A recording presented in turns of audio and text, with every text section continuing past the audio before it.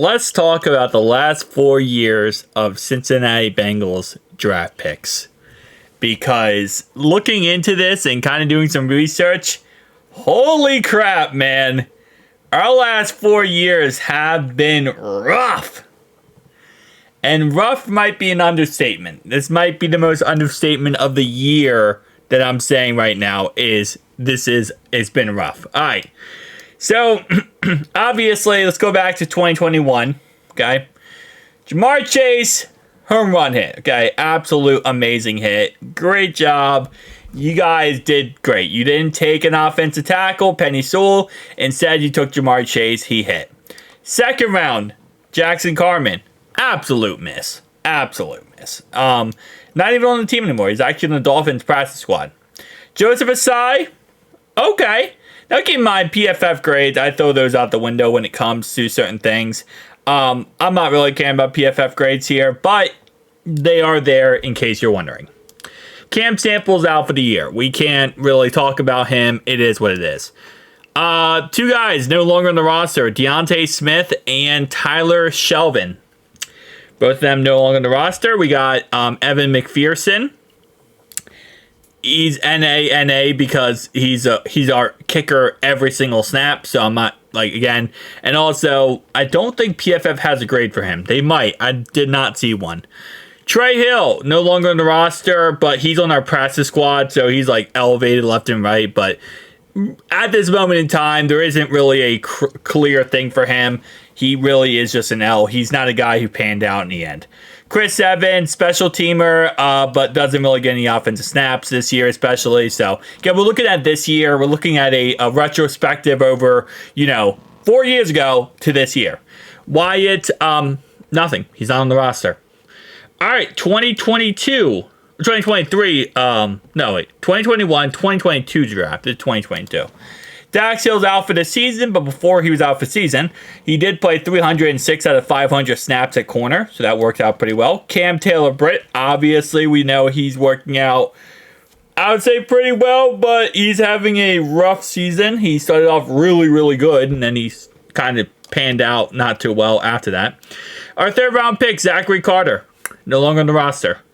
Cordell Volson, 61.1, but he has played every single snap this year. He is a starting left guard on the team.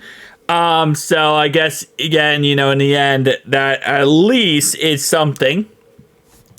Tyson Anderson doesn't play defense, but he does play special teams, and he is actually really good on special teams, so I give him a lot of credit there. Jeff Gunner no longer on the team. Last year's draft, okay? Miles Murphy's played 100 snaps this year. He started the season off with injury, but so far 50.9 PFF grade. DJ Turner, 287 snaps out of 500 snaps. He's a 68.1 grade. Jordan Battle, for some reason, Lou Anarumo refuses to play him. It took to a point that even Von Bell had to come out and say, hey, listen, you need to play Jordan Battle. He is a good asset to this team. And now he's finally getting snaps, but he's still 43 out of 500. Charlie Jones, 22 out of 419. He is mainly a punt and kick returner, so it's not like he really gets any offensive snaps anyway. Which was crazy, too, because when we drafted him, that the whole point of drafting him was to replace Tyler Boyd. He was the replacement for Tyler Boyd. He was a really good receiver out of Purdue that we thought was going to be that guy to replace Tyler Boyd. Did not end up working out. Probably our best pick for this whole draft class, other than Yoshi, I would say Jordan Battle, but Jordan Battle just simply cannot play for some reason. They won't play him. But Chase Brown, obviously, I would say, honestly, yeah, probably our best. Out of this whole draft class right now, given the circumstances, is our best draft pick.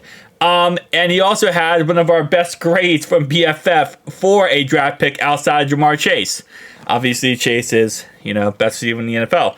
But 72.7 PFF grade. He's played 159 out of 419 snaps this year so far. Outside of that, our 6th-round draft pick, Yoshi, 326 out of 419. Brad Robbins, yeah, that was an L pick. He is no longer on the roster. And also, I don't know why I put him as a 6th-round pick. He was a 5th-round pick. This is incorrect. He should not be a 6th-round pick. He was a 5th-round pick.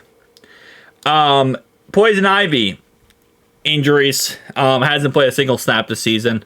We're waiting to see what ends up happening there. And now we go to our current draft order, or current draft class this year so far.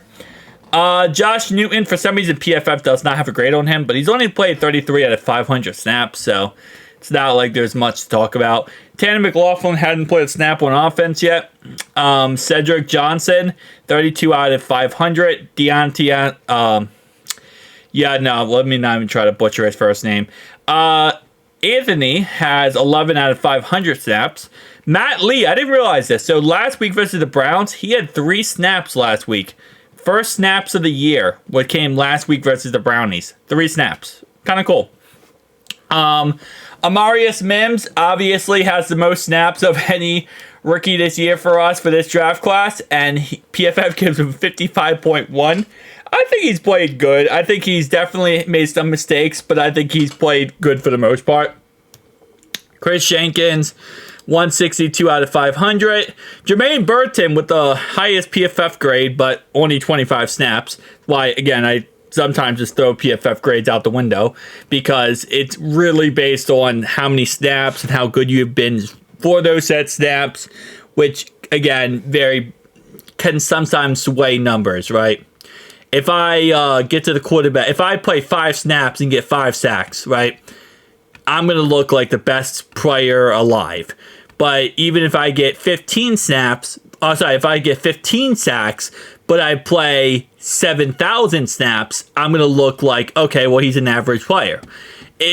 Snap counts always dictate things. But when he has caught the ball, he has actually been very effective. Eric All getting more snaps than pretty much anyone, it feels like. 192 snaps, 58.5. And yeah, so listen, and McKinley Jackson also 52 snaps. He has had injuries starting off the year, with Chris Jenkins also having injuries with the thumb surgery. So, last 4 drafts. I mean, obviously, Jamar Chase has been the best pick. Okay, that's 100%. But it's been rough. It's been rough so far. That's really my analysis. It's interesting to see, like going back 4 years, only 2 players, well, technically, no, 4 players are actually still on the roster. Jamar Chase, Joseph Asai, Money Mac. I still call him Money Mac. I know some people hate that, but whatever. Evan McPherson. Chris Evans is actually still on the roster as well. Excuse me on that one. But, as you go through it, and this does happen, that players, like, you draft players, okay? Most of them will not stay on your roster in a 4-year period. But I feel like either they're not on our roster or they're just bad picks. They're just bad picks in general, man. We need to hire a new scouting department, I feel like, on some of these picks. Oh, man, we definitely do. But you know what? It is what it is. And this is why, again, hoarding draft picks and just sitting there and hoarding them over and over again, saying, oh, we don't want to trade draft picks because we want to hoard as many as humanly possible. It doesn't always work. It doesn't. Okay, sometimes maybe you take a draft pick and go get a good player that's already developed and is a good player and can help you right now win. Because sitting there and hoarding every draft pick possible, a lot of times just simply will not work. And in the end, you will actually hurt yourself as a team because you end up hoarding those draft picks and then drafting someone who isn't that good when you could have had a developed player if you would have traded a late round draft pick for them. Just saying. Tell me down below your thoughts, opinions. I'll see you in the next one.